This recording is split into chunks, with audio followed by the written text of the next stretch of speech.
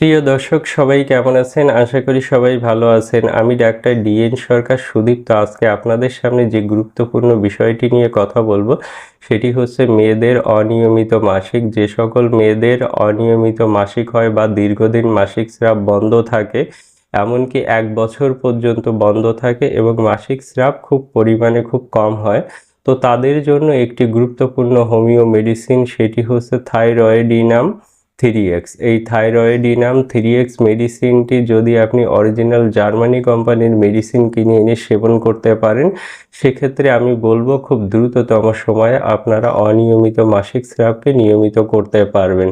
তো দর্শক, আর দেরি না করে নিকটস্থ হোমিও ফার্মেসি থেকে এই থাইরয়েডিনাম 3x মেডিসিনটি কিনে সেবন করুন, সেক্ষেত্রে অবশ্যই উপকৃত হতে পারবেন।